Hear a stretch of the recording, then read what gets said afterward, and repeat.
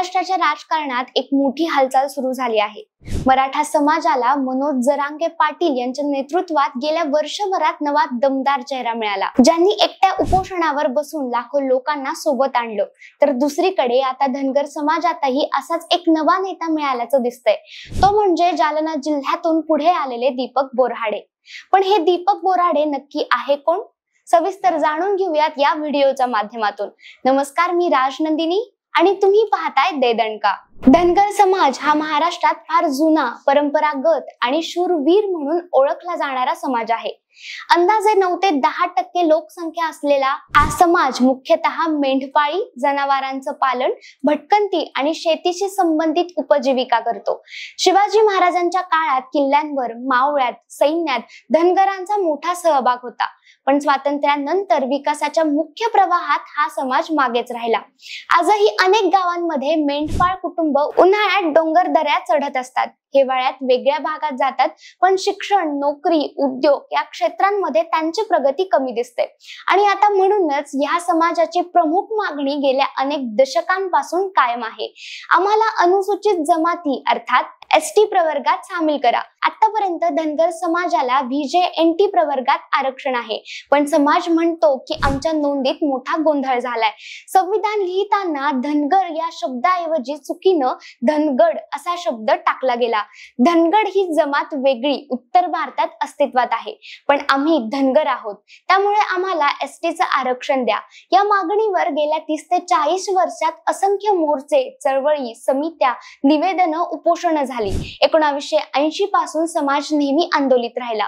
2014 मध्ये भाजपचं सरकार आलं, तेव्हाही धनगर समाजानं मोठी चळवळ केली होती। तेव्हा फडणवीस सरकारनं अनेक आश्वासनं दिली, समित्या नेमल्या, अहवाल तयार केले, पण मूळ निर्णय मात्र प्रलंबित राहिला।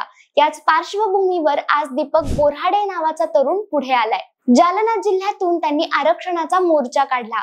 हजारोंच्या संख्येनं तरुण, महिला, शेतकरी, विद्यार्थी या मोर्चात सहभागी झाले।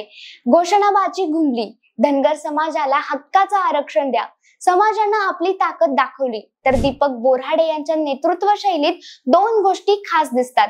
एक म्हणजे त्यांनी अल्पावधीत समाजात मोठं नेटवर्क उभारलं, आणि दुसरं म्हणजे ते आक्रमक असूनही संघटित पद्धतीनं आंदोलन घडवून आणतात। बोराडे यांनी गावोगावी फिरून समाजाला सांगितलं की आता फक्त समित्या आणि अहवाल पुरेसे नाहीत, आम्हाला आदेशपत्र हवं।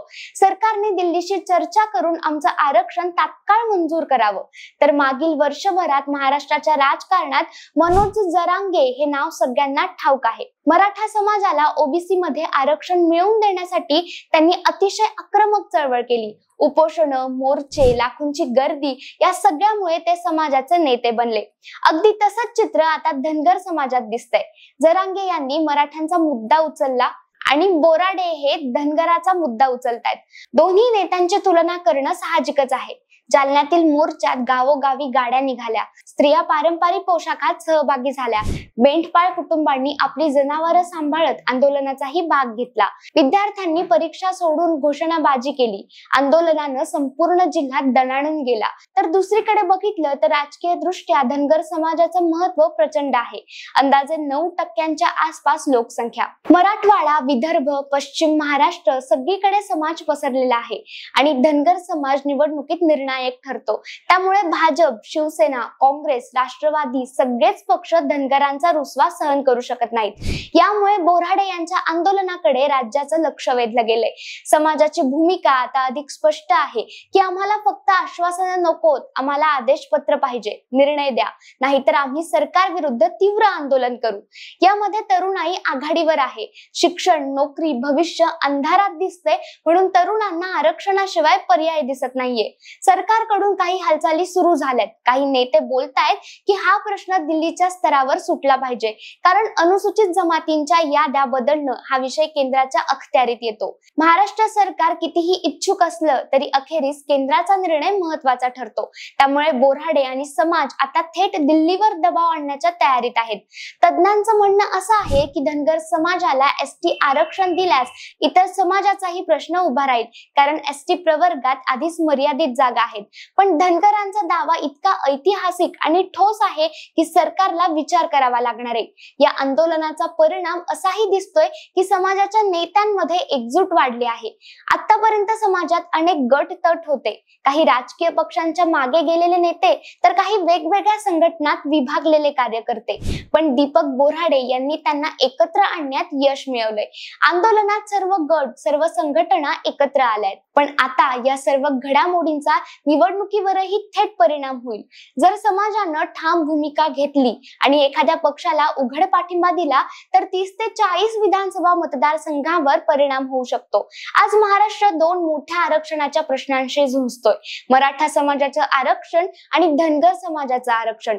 मनोज जरांगे मराठ्यांसाठी आणि आता दीपक बोऱ्हाडे धनगरांसाठी. हे दोन्ही प्रश्न एकत्र आले तर राज्य सरकार समोर मोठं संकट उभं राहील. त्या दीपक बोऱ्हाडे हे नाव अजून काल परवाच पुढे आलंय, पण त्यांच्या नेतृत्व शैलीमुळे, आंदोलनाच्या ताकदीमुळे आणि समाजाच्या पाठिंब्यामुळे ते झपाट्याने पुढे सरकताय. पुढील काही दिवसातच त्यांचं नाव महाराष्ट्राच्या राजकीय नकाशावर ठळक होणार यात शंकाच नाही. तर धनगर समाजाचा लढा आता निर्णायक टप्प्यात आलाय. दशकानुदशक प्रलंबित राहिलेला प्रश्न आता उग्र स्वरूप धारण करतोय. दीपक बोऱ्हाडे यांच्या नेतृत्वानं समाजात नवं धैर्य मिळालंय. येणाऱ्या काळात या आंदोलनातून महाराष्ट्राच्या राजकारणाला मोठं वळण मिळू शकतं.